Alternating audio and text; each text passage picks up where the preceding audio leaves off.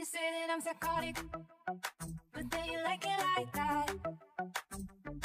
It's how you give me time, the conversation changes, and I want you right back, right back. You say that I'm hypnotic, and that I got you like that. It's how you give me time, I walk into the room, you know you want what I have, I have. Turn it off, can't tell that I love you right back, but it don't know. Welcome mga katitos, mga katitas, so for today's video or for today's ganap. Nandito ngayon tayo sa may bandang Wanchay. So ito yung bridge papuntang immigration, pero hindi tayo pupunta ng immigration, pupunta tayo sa may gawing market kasi meron akong bibilin sa may bandang market. So guys, dati na vlog ko na ito kung saan ako bumibili ng mga sinusuot kong t-shirt na mumurahin lang, mga worth $30 each. So dati po yun ay nasa halagang $20. So nagtaas hanggang sa naging 25, and then ngayon is $30 each na. So ayan po sa may gawing market dun sa may street. So maraming mga tinda-tinda dyan. Marami ring mga mabibili dyan na mga mura. Pero ang sadya ko talaga rito is bumili ng mga pangbahay na t-shirt. Kasi during winter times, before winter, ang nabili kong t-shirt dyan is size large. So ngayon summer, medyo pawisin, tapos ang hirap kumain. So nabawasan tayo ng konting timbang. So kailangan natin i-adjust din yung size ng ating t-shirt. So ganun guys. So yun yung bilihan ng t-shirt. So now pupunta naman tayo sa gawing Causeway Bay. Kasi sa Causeway Bay meron din akong bibilin. So, hanapin ko yung shop na Uniqlo o Uniqlo. Kasi meron tayong bibiling mga konting t-shirt. So, yan. Papunta ako ng, Wanchay Station. Tapos, pupunta tayo. I think isang Wanchay and kasunod na nun is Causeway Bay. So, isang station lang yata. So, ayoko na mag-tram. Kasi sobrang init. So, check muna natin kung ano yung color ng train na kailangan natin sakyan. So, yun. Nakita ko na. So, I think it's blue or light blue. So, punta tayo ng Causeway Bay. So, ito na guys. Andito na tayo sa may Causeway Bay. So, kung napapansin nyo, tingin ako ng tingin ng direction or kung saan ako mag-i-exit. Kasi guys, kahit sa sobrang tagal ko na dito sa Hong Kong, bibihira akong mamasyal dito sa town or pumunta dito. Kung pupunta ako dito, may mga kasama ko. So, although hindi naman ako maliligaw, pero I'm not familiar dito sa lugar na to. So, siguro sa loob ng isang taon, 1 o 2 beses lang ako napupunta rito. Maswerte na maging 3 beses. So, may mga street performance. So, itong area na to, ito, medyo kabisado ko to. Pero after na ditong area na to, itong isang street na maliit na to, or isang block na yan, after nan, hindi ko nakabisado kung saan ako pupunta. Akala ko, malapit lang dito yun sa H&M yung Uniqlo. So, hindi pala. So, ang ginawa ko, habang naglalakad-lakad ako rito, naghahanap pa sana ako ng pulis para magtanong ng direction kung saan yung shop ng Uniqlo. So, ang ginawa ko na lang, nag-city mapper na lang ako o city maps na meron ako ditong app sa may aking cellphone. So, mali pala yung pinuntahan ko. Kailangan ko pang tumawid.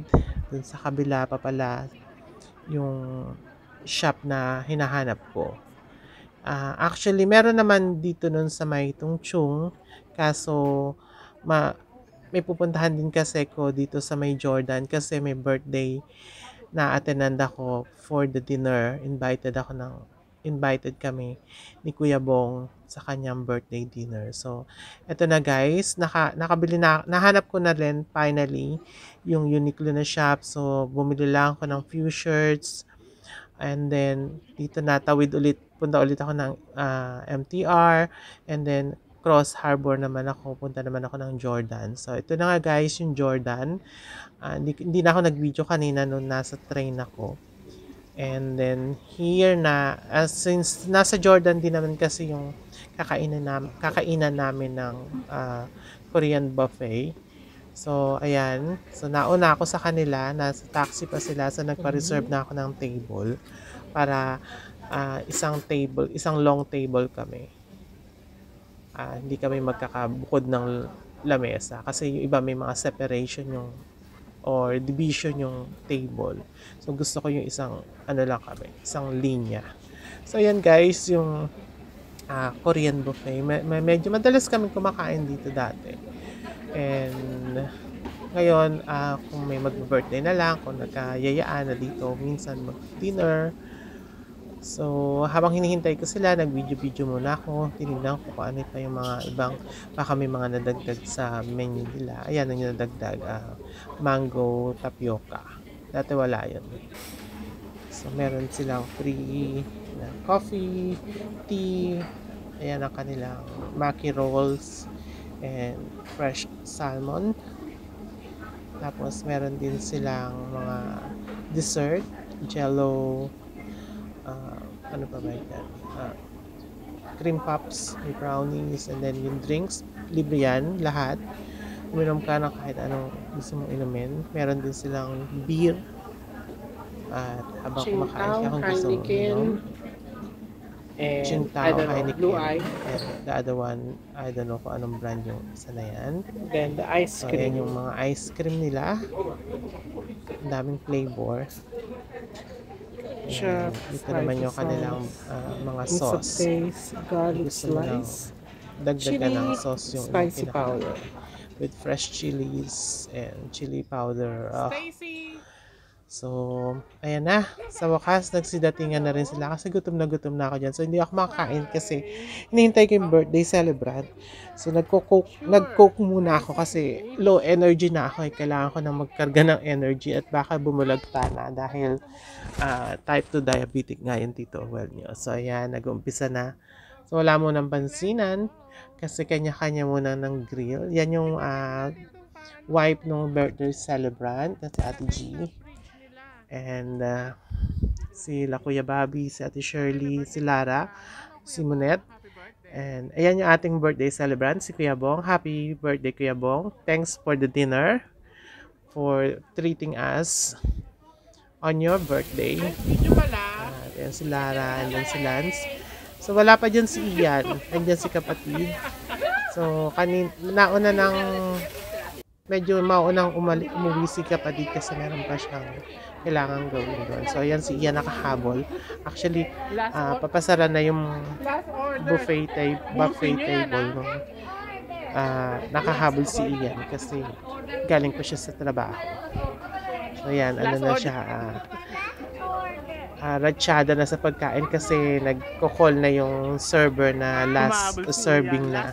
So kung sino pa yung gustong kumain, kumuha na ng pagkain dun sa buffet table. Otherwise, isasarado, ipapasok na nila yung mga pagkain. So ayan, ang ating birthday celebrant na si Kuya Bong, blowing the cake.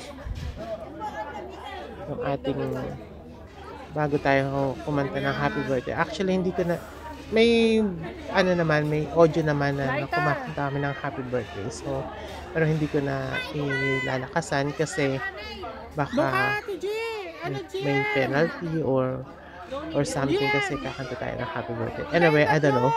So, kayo na lang mag-adjust. Wait a second, wait. Tito Bang first. 51 na pala si Kuya Bong. So, wala sa itsura niya na 51 na siya. Tsaka, ayan yung kanyang anak, yung bunsong anak niya si GM. Happy birthday. Nag-tour dito sa may Happy birthday. Hong Kong. Medyo na ako. Happy birthday. Nabulol o nangungo. So, doon sa kabilang table, isang long table din naman yung sa kabila. Puro Chinese na local. And syempre, bago ang i-blow ang cake, kailangan mo na mag-wish at para sa kinabukasan. O, di ba? Para sa kinabukasan. Si Stacy napakakulit. Gusto rin niya mag-blow ng cake. And kaya sisindahan pa ako ni Kuya bukas. Mag-blow siya si Stacy. Pero sabi ko sa kanya mamaya na kasi kailangan mo na namin picturean niya mag-ama para meron namang remembrance. And napaka-saya naman ng birthday. Actually, ang daming ganap. Later, sila muna ng tatlo, Stacy. Yan yung 1, 2, 3. si Ate G.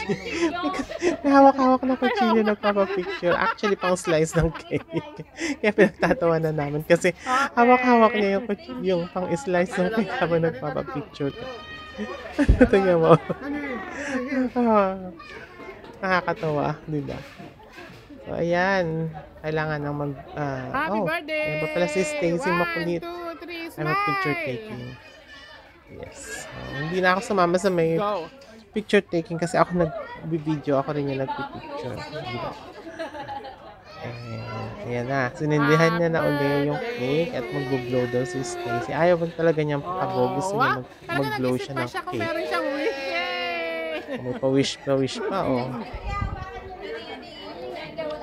O, diba? Guys na. Mag-blow na siya ng cake. Yun lang yung gusto niya. Mag-blow ng cake. Naka-video. Yun.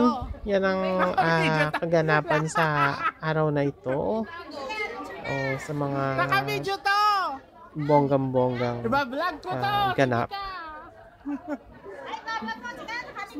Sige, iba-vlog ko to.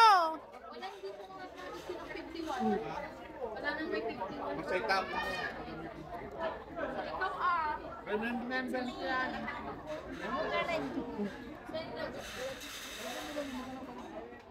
Hindi meron din ba? Saan yung box nito?